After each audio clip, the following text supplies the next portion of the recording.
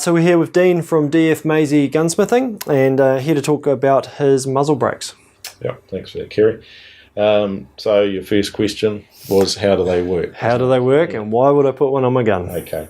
Well, your primary reason for fitting a muzzle brake is recoil reduction. Sure. So in most cases, you're usually fitting them onto Magnum caliber rifles, but sometimes, if guys have got a lightweight 308 or 270 or something like that, which they're using predominantly for longer range shooting, then fitting a muzzle brake is the sort of easier or cheaper, often cheaper solution than fitting a suppressor or adding weight.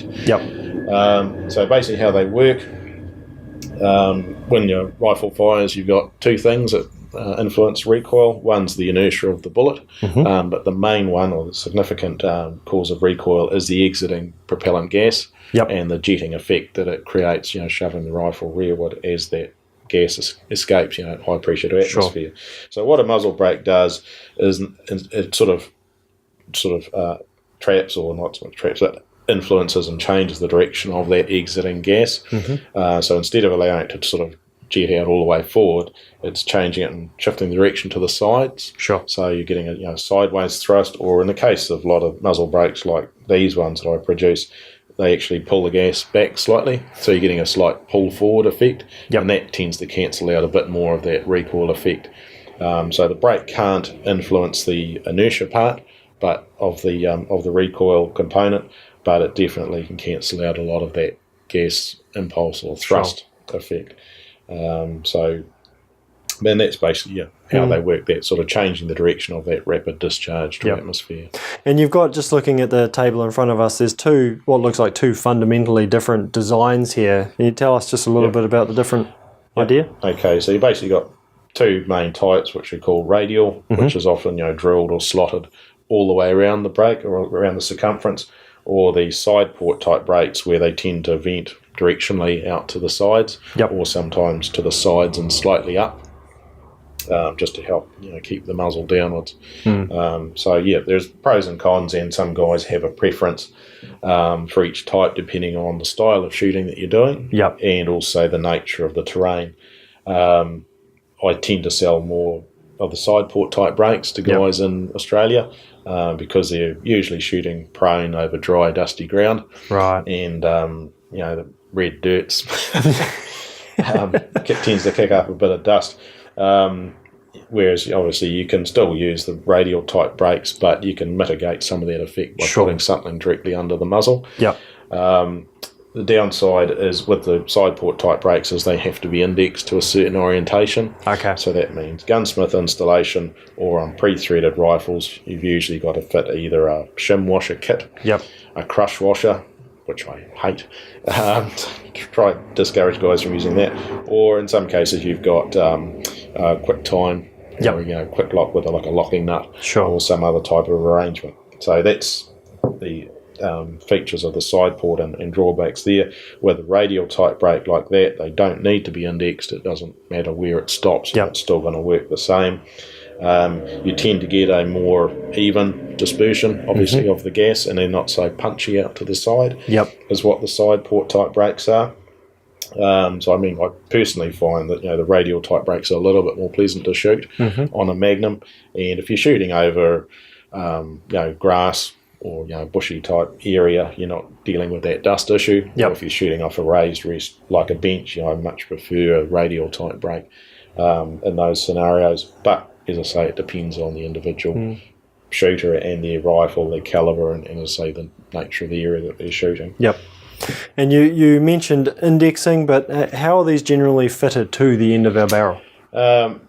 Threaded, basically. There's a few companies that are doing like a clamp-on type arrangement. At this stage, I don't produce any clamp-on type muzzle brakes here. They're all threaded. And as I say, there's a lot more rifles coming out now that are factory pre-threaded. But in most cases, 9 times out of 10, it's gunsmith threading. And it's something I'm quite particular about, is that the tooling and the skills required to thread a rifle barrel properly, it is quite a precise job. And often, the general engineers or whatever don't often have the specialist tools that are required to do the job to high standards. So I usually recommend guys to get a gunsmith to do the installation if possible. Yep.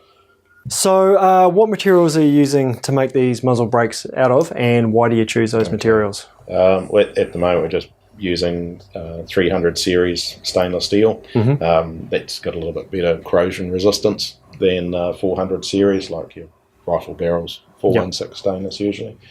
And that's worked out really well. It still allows the gunsmith to bore the brake easily or remachine it as required for caliber clearance. On these gunsmith models, the gunsmith still has to machine down the taper. Sure. Yep. At the rear of the brake, whereas on the no gunsmith models, for certain models and thread sizes, that taper is already done and they're already bored for caliber clearance. But the gunsmith models come with a standard 6.5mm hole, which then has to be opened up for bullet clearance, depending on what the caliber is. So that stainless steel, the 300 series, works really well. It's still machinable. Yep. And then if once the gunsmith's done the fitting job, he can then bead blast it or Cerakote or gun coat if required. We don't make chrome moly or blued steel brakes, mainly because of the rusting problem. In the threads, but also in the ports as well. They tend to be a little bit of a mission to clean. Yeah. And we've found that just if you stick to stainless, it just saves a lot of that rusting problem. Just one less thing to worry about. You have both gunsmith fitting models and self-fitting models, is that right? Yeah, that's right. We basically supply the no gunsmithing ones that are pre-tapered and bored for caliber clearance, usually just for sort of common sized factory threaded rifles, like the AR-15, 223s, for obviously half 28 thread, or the 308s or 300 blackouts, usually 5/8, 24 thread, and 3/4 inch diameter barrels. Blazers do brakes, Quattromax brake usually specifically for the blazer rifles, and the 17, 19, and 20mm, and also 22mm diameter. Sarco heavy barrels, Sarco varmintas, and some of the factory threaded sporter barrels. And there's a few other ones, the big arrows and Brugers and other ones as well. There's common sizes. But usually any ones that have been gunsmith threaded, if the guy's already got a barrel that's been gunsmith threaded, well, we generally prefer to supply the gunsmith brake, particularly if it's going overseas, just so that we know, or that the gunsmith can straight away check and make sure that the thread fit's going to be okay before we then sort of do any alterations to the rear of the brake. Sure. Or bore for caliber clearance, so that we're not sort of doing that extra work for them and then find, it won't screw on, or the thread fits too loose.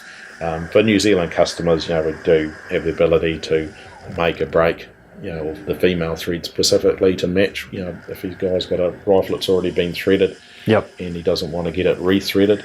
But for export customers, we kind of have to limit the no gunsmithing models just to usually to factory pre-threaded barrels, or because we know we've got examples of those barrels here. We can test the fit and know that it's going to screw on, or that the thread fit is going to be correct. So, Dean, can you give us a quick run through of your gunsmith model muzzle brakes? Well, the most popular one we have is the Quattromax, which is our radial muzzle brake. Unique feature of this one is the graduated aperture size. That's one of the basically that's proprietary to all of our brakes, and that it utilises the pressure in each stage to get rid of as much gas as possible. So reducing the amount of recoil.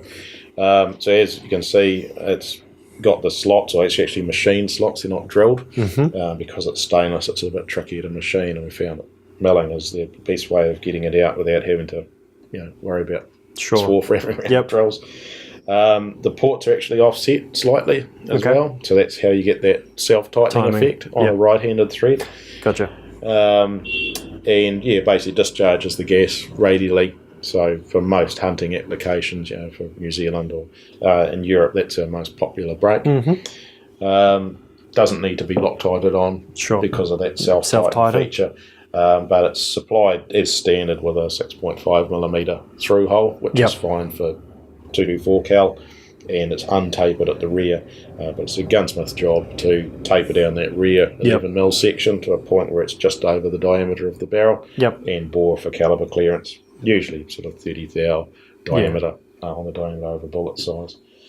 Next one's the Trezor-Max, which is our smaller sized side port brake. Both the Trezor-Max and the Quattromax and the Trezor-Max are designed for barrels up to about 22mm diameter. So basically everything from 22 and smaller.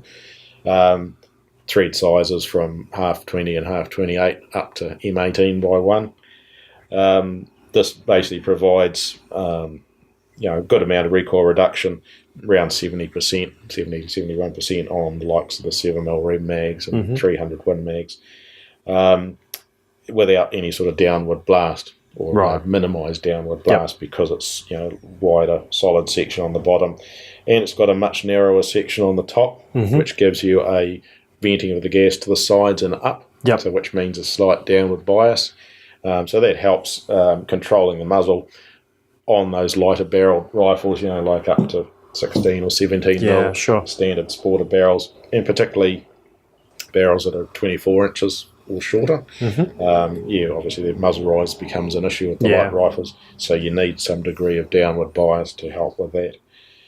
The next one is the Megamax, which is the big brother to the Trezor-Max. Instead of 3 chambers, this is 4. And with the 300 Win mag, 150 grain bullets, we've got measured recoil reductions of up to 80%. We'll probably talk about the recoil jig later on as well. So key feature of the Megamax is that it's obviously larger diameter, just under 1.25 inch diameter, and we can do threads right up to 7/8 28. As other next ones down, so like M20 by 1, 3/4 28. So it's primarily designed for the heavier weight barrels, usually sort of 20 or 21 mil and larger. But we can do it in smaller thread sizes like half 28.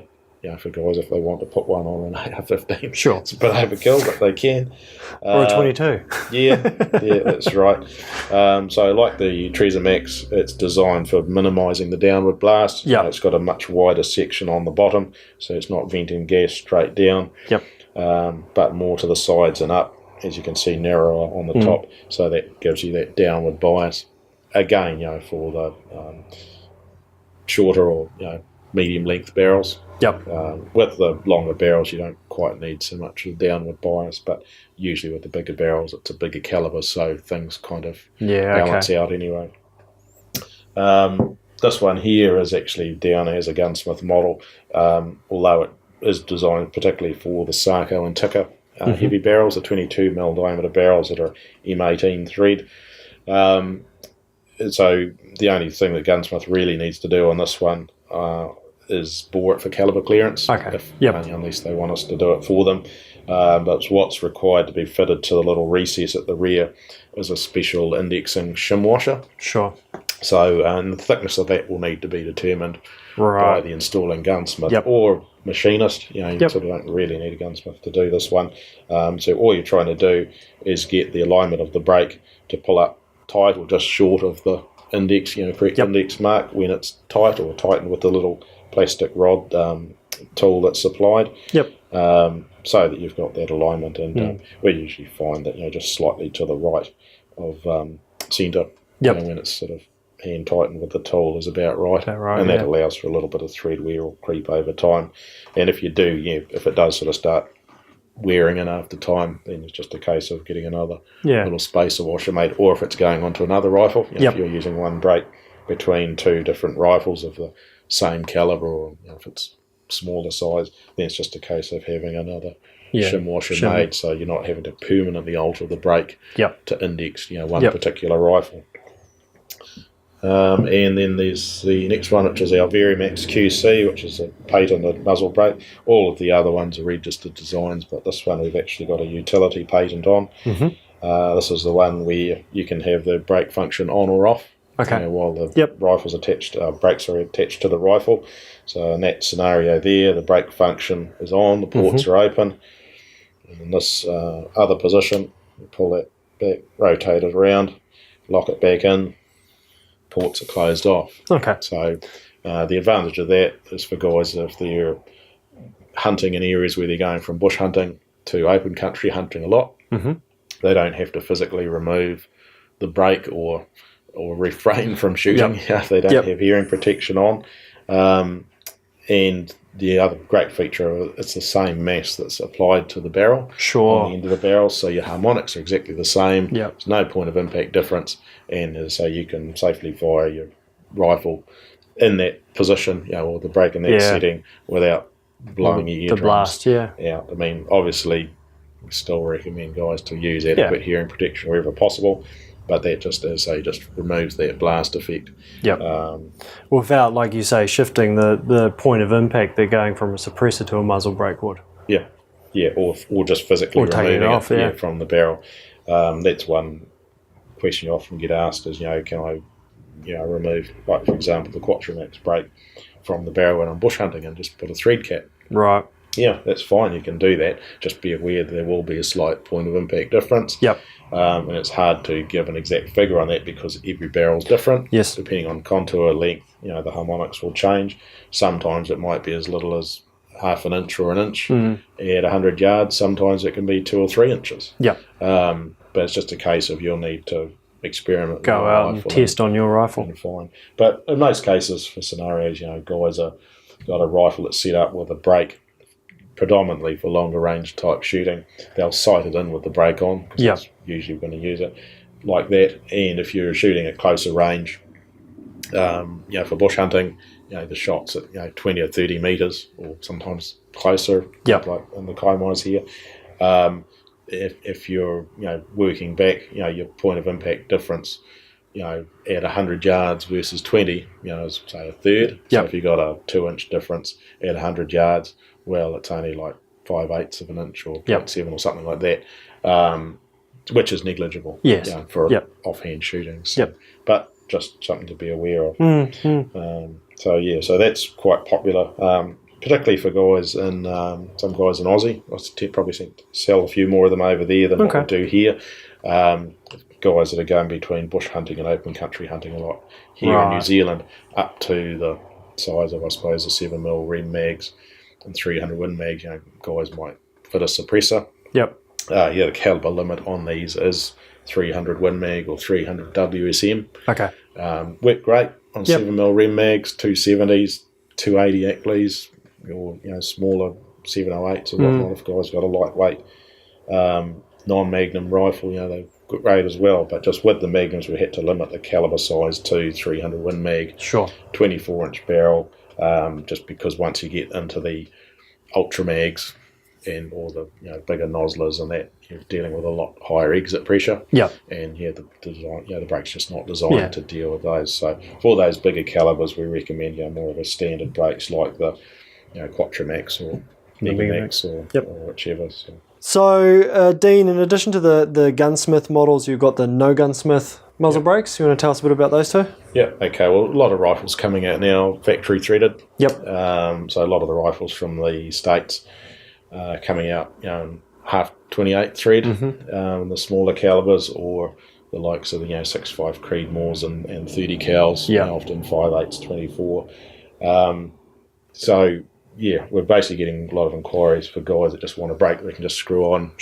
And if there's a good thread on there, it's just a case of buy usually the Quattromax brake. That's the most popular one because it once again it doesn't need to be indexed. And that'll just screw on. So we basically need to know what the rifle make and model is, what the thread size is, and sometimes the thread length, just to be on the safe side.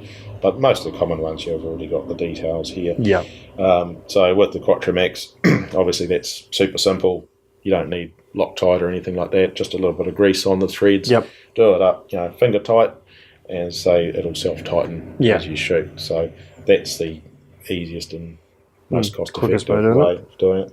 But for guys that want a side port type brake, one of the ones we've got now is the Megamax as a quick time option.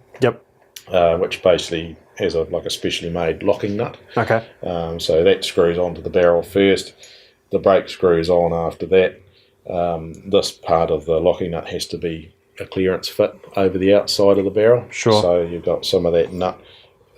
Basically, most of that part is actually telescoped back over the barrel. Yep. So when that stops, and then it's a case of just carefully rotating that around till it aligns the position you want, undo or tighten the locking nut back up against that. Then there's a special tool that fits in those slots like that, and then you just hold the brake, rotate that down, and that locks it into place. So that means that it's, you can time it in seconds, as you want, basically. Or once again, if you've got one rifle that's the same caliber or similar caliber and thread size that you want to use break between two different rifles, it's easy to take it on or off. Sure. It just means that you have to basically self-time it each time. We've got another system as well for the smaller brakes, which is a slim sleeve or shim washer kit, which is on the website. That generally is for barrels that are, say, 3/4 inch diameter or larger, and usually the likes of the AR-15 barrels or the Tikka T3 CTR barrels up to about that sort of 20 mil diameter. That system will work, but for most applications, as I found, the Quattromax that's the way to go. Available in the no gunsmithing version or the Megamax QuickTime. The way to go. So for guys wanting more details, get all the model numbers and everything, where do they go to? Yep, all the details. The best way to get hold of us. We've actually got a separate website now set up for the Muzzlebrakes.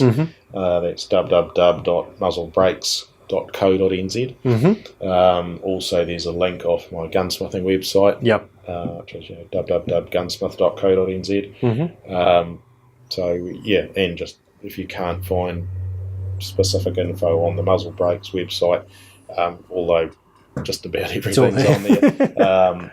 If you can't find it, then just email it. Email us, and we can sort of get back to you with the info, or send you a link for that part of the website where the info's on there.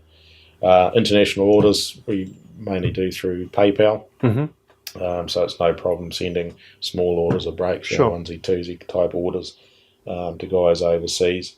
And obviously for New Zealand customers, we offer fitting service, as a gunsmith as well, if required. Sure. Tell us a bit more about your testing process that you've had for these muzzle brakes. It was obviously somewhat involved. Well, basically it was back in 2012, early 2012. I had a scenario where in the past, I was making just radial drilled type brakes in conjunction with a local company, and had an issue where basically they were being infringed by, funnily enough, someone I was actually paying to promote them and advertise them with. So that sort of promoted or forced a dramatic rethink. It's like, hey, we need something that's new and unique that we can actually protect the IP on it. And so I went right into it full on and built a purpose-built recoil testing machine. And basically that was designed to accurately measure, within reason, recoil energy with various rifles. And it had to be strong enough to work reliably, and even with the likes of the 338 Lapuas and big rifles. So we actually ended up using a 7mm Rem mag and a 300 Win mag as donor rifles to do most of the testing, because that was what most guys are wanting their brakes for, those sort of magnums. So that basically gave us an accurate and consistent readings to not only provide comparison purposes, but I've got a box I'll show you full of various prototypes that we designed and trialled, and to eventually just through trial and error figure out what worked. And we found that going from that smaller aperture size to bigger provided the most efficient use or discharge of that gas for the given length. Initially I tried bigger as gas escape holes first, and then progressively smaller, and thought, this is working better than ones that are all the same. But then when you actually turn that around, just as I say, try it, and I was like, hey, this is it. This is what's working. So that's why all our brakes feature that same unique, graduated aperture size. But yeah, the interesting thing was, you know, a friend of mine who was helping me said, "Oh, you know, that's really great. You know, it's a testing machine. You know, you should make a video of it and see. You know, people can see what it's doing." So I did. You know, just took basic videos and put it up on YouTube, and then within a short space of time, I was getting all these people doing the same thing. So yeah, and various things like, you know, guys making up skid plate things, and then eventually, you know, got other guys that sort of tried to make their own recoil testing machine to sort of duplicate or mimic what I was doing. But yeah, so yeah, that was back in 2012, and since then, you know, there's guys that have experimented trying to do similar thing but with load cells. Sure. And that was actually the reason why I had to make our own recoil testing machine, was because all of the electronic type recoil testing machines that were being produced commercially, or they would start them, make them, produce, and then all of a sudden they'd get pulled from production because they were having real major issues with inconsistency. Yep. A lot of load cells and the electronics, you know, just basically couldn't operate quickly enough or reliably to give you a, you know, consistent reading. I think, as I say, since we did this, you know, there's, you know, higher quality load cells, but it's kind of like comparing cheap sound meters to the real sound meters, you know, which, you know, the limiting thing is the electronics, and sometimes, like in the case of sound meters, the analog ones, you know, mechanical, are actually better. Still work better. Yeah, and we found that sort of recently, you know, even you know, the expensive, or some of the more expensive modern handheld gunshot sound meters don't actually meet the mil spec for you know, the measuring rise time, you know, under 20 microseconds. So having that mechanical measuring device actually worked out good. I mean, that we could make it, you know, gave you a good, reasonably accurate energy reading. You could use, you know, by comparing different muzzle brake designs with the same ammo on the same day and the same setup, you could not only measure it but see it physically, the difference. And from a marketing point of view, it was something that we just kind of discovered by mistake. And then once you get a bunch of people copying you, it's like, you know, you're doing something right. But it's interesting now these days with CAD design, guys would be probably designing these things, modelling them and everything, with never actually shooting one. But nothing's going to beat taking these designs out, actually shooting them in the real world with the actual firearm and comparing what actually happens. Yeah, and that's probably another point I wanted to make, was that obviously since I've designed these, you know, there are guys producing muzzle brakes which, as I say, do have these really steep angles, and on the test machine, you know, they may be a little bit better, you know, 4 or 5% better or whatever, but the downside that you don't see on the test machine is what are they actually like to shoot. Are you getting, you know, an excessive amount of gaps fast back to the point where you're getting mind-numbing concussion after a dozen shots with a certain rifle, whereas, you know, with the brakes sort of like these, you know, you can still carry on, you know, 20, 30 shots or whatever. You're not getting that same degree of concussive blast back at the shooter. Which probably starts causing flinches, which causes more issues in the recoil anyway. And you're sort of seeing stars or whatever. I mean, with these, I mean, the key feature is that obviously, as I say, still wearing hearing protection, but, you know, it's not that same degree of you know, real severe concussive blast. And but barrel length has an effect as well. You know, obviously the further out the muzzle brake, you know, is from the shooter, you know, the less that effect is. But and one last question as well. With these, you sort of mentioned it before, but is there any major issues with going and using a muzzle brake that was originally bored out or had a hole taken out for a bigger caliber than what you end up using it on? There's obvious reasons you can't do it the opposite way because they can't get out of the hole, but is there any disadvantage that you've noticed? You'd lose a little bit of efficiency, but it sort of depends on the design of the brake as well. I actually did some tests with these, you know, this was going back in 2012, you know, started this process, and for a good year and a half we tested a lot of brake designs, and that's basically how we came down to figuring out, you know, the best and most efficient system, and without having to go to really steep port angles. which was one of the key things as well with these brakes, is that they're all limited to about a 10-degree rake angle. Right. So giving a slight pull forward effect, but without throwing the blast back directly at the shooter. Yeah. So the more the port angle, the more the blast and the sound and everything is going to hit yourself and the guys around you. Yeah, and we've actually found that you tend to get that issue with ground dust disturbance becomes, in some scenarios, worse, with the really steep rake angles. It's sort of venting the gases to the side and slightly back, they're coming right back and right back at the shooter, whereas with these style of brakes, the shooter's sort of got his sort of little envelope of, almost semi-blast free zone. But with the ultra steep angle brakes, you get that sort of downside of blast back at the shooter. Basically, so it depends on the efficiency of the brake, and it does actually tie into what I was talking about, in that with these style of brakes, because it's utilising the pressure at each zone, and sort of venting the gas out at sort of different velocities or more pressure, more space to allow the lower pressure gas to get out. It's less susceptible to having a bullet or clearance hole that's very close to bore size. Sure. For example, I'm just going from memory, like I think when I was testing the 30 cal board brakes on a 7mm Magnum, the difference between having that hole size 30 thou clearance and 50 thou clearance was only like 2 to 3%. Okay. Loss of recoil reduction effect, using that larger bore size. But on a, conversely on a brake where they're running steeper angles, it's wanting to funnel the gas back into the hole. You're not, in some cases, you're not sort of getting the gas out to the side as easy.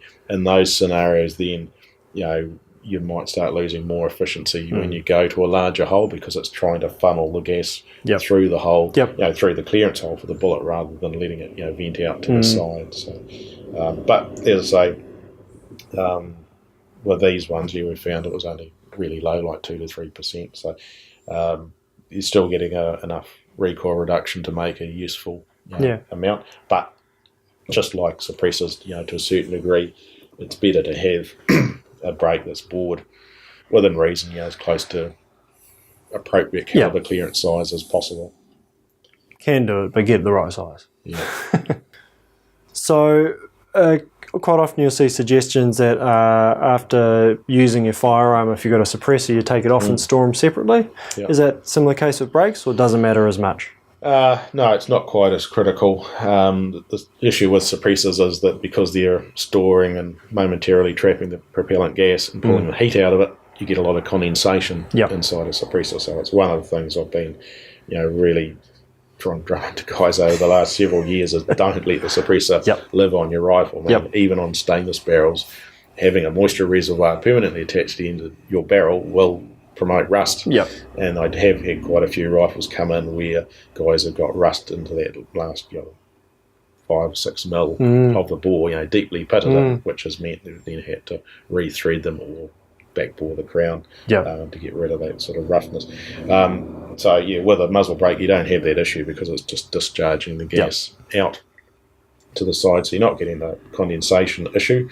But it's still a good idea to take the brake off when you're cleaning the rifle, with your copper solvent or your cleaning regime. With the radial type brakes, and the advantage of just these Quatramax ones, that you don't have to Loctite them on. Sure. The self-tighten feature on them means that you can just do them up finger tight, and then they'll stay tight as you shoot. But these type of brakes, you have to take them off when you're cleaning your rifle. The problem is, if you're running a patch down the bore, don't do it fast enough, and the patch starts to unravel. As you're going through there, it'll lock up. You've got a bird's nest problem there. It's a mission to get out. Whereas with the side port type brakes like that, if you get a patch sort of stuck in there, well, you've got enough access to get in there with the long nose pliers and sort of unwind the cleaning rod and pull it out through the sides. But with the radial type brakes, you just kind of don't have that option usually. Easier to take it off anyway if you're cleaning your rifle. Yeah, so often with the side port type brakes, sometimes guys will Loctite them on. It's not as easy to have a self-tighten feature on these. Sure. Most of the ones I fit up, as long as the thread fits fairly snug, I've found that you can get away with just having the little plastic rod through the ports and just get them tight that way. Yep. And usually after 3 or 4 rounds, retighten, and then they'll stay tight. If you're only firing, half a dozen or a dozen rounds, it's not a problem. Yep. But yeah, usually it's easier just if you can easily remove the brake when you're cleaning the barrel. Do that, then you don't have the stuck patch hassle to worry about. So. Often gunsmiths will ask that someone supplies the muzzle brake or the suppressor, whatever they're putting onto the rifle, with the rifle when they get it mounted. Correct. Same for you, and why would you suggest that? Well, basically, there's a slight difference in the technique of threading or the class of fit. Yep. Depending on whether you've got a muzzle brake or a suppressor, and there's obviously different types of suppressor. You've got muzzle can type, and then the over barrel type. So the tolerance that a gunsmith will actually machine the thread on the barrel to do actually vary slightly. And the other thing, of course, is that if you wanted to do the best job possible, you've got to have the exact unit, or the gunsmith has got to have the exact unit on hand to use that as a thread fit gauge. Yeah. Occasionally get requests for guys to just cut a generic thread of a certain type, and then the theory that they'll fit something later on. Well, it's a big gamble, because between different manufacturers you do get variations in the tolerance of the thread, and it's basically impossible for the gunsmith to forward think exactly or know what brand he's going to shoot. And even between manufacturers of the same brake or suppressor or whatever, between production runs, you're going to get a slight difference in the tolerance of that female thread. So generally just get the barrel threaded for that exact item. But in most cases, generally speaking, the muzzle brake generally will be threaded to be fairly tight fit or snug fit on the barrel. And same with muzzle can suppressors, whereas the over barrel type suppressors, where you've got a 2-point mounting, the thread and then the rear bushing at the rear, you can get away, and sometimes it's actually better to have a little bit more clearance in the thread, so it's not quite so tight. And that way you're obviously just checking that everything's aligned properly as well with the bore, and with the shorter brakes like that, it's as long as you've got enough clearance for the bullet, it's usually not a problem with bullet graze or strike. But with a bigger brake, or with longer suppressors, the alignment of that bore to the thread is absolutely critical. The idea of the muzzle brake versus the suppressor, pros and cons of each. Okay, all right. So it sort of depends as well on what style of shooting you're doing, or whether it's hunting or target shooting. Target shooting scenarios, if you're at the range and you're already wearing hearing protection, fit a muzzle brake. You might annoy the guy next to you. You will annoy the guy next to you, yes. But you don't have the issue, particularly if you're doing a lot of shooting in a short space of time. One of the drawbacks with the suppressors is that they get hot very quickly, and when they get hot, you then have that heat mirage issue to deal with. You don't get that with a muzzle brake. You're just dispersing the energy out, and it's not getting hot, or usually not hot enough to create a mirage issue. In terms of recoil reduction, a muzzle brake will provide double or more than double the amount of recoil reduction compared with a suppressor. As we know, the downside is you have to wear hearing protection, just because it alters the direction of the sound pressure wave. It's extremely dangerous, and you will damage your hearing if you fire a shot with a muzzle brake without hearing protection. So that's the range scenario. Hunting scenario, obviously muzzle brake's good for longer range, or obviously not so good for bush hunting scenarios in most cases, because guys want to be able to look and hear what's going on without having earmuffs or earplugs in. So in close range scenario or bush hunting scenario, suppressor is good, particularly if you're shooting over a dog. But for longer range hunting applications, you've got plenty of time to line up the shot, put your earplugs in, then muzzle brake is the way to go, because you don't, as I say, often have that issue with it's not as bulky, not as heavy, and you get better muzzle control, better recoil reduction. As say, the thing with a suppressor, still good choice, but you won't get the same degree of muzzle control. So if you wanted to spot your shots, something like a lightweight 7mm ring mag or 300 Win mag, which is kind of what I consider the limit, for most guys to fit a suppressor to for hunting rifles. Yep. I mean, it'll help. I mean, you'll get sort of 20 to 30% reduction with the suppressor versus, upwards of 70 to 80% reduction, with the better brakes like these. But, the suppressor, you have the advantage of it's nicer, on the environment. There's a little bit less game disturbance, I suppose, with the suppressor. But particularly if you're shooting over a dog or bush hunting, then suppressor's the way to go.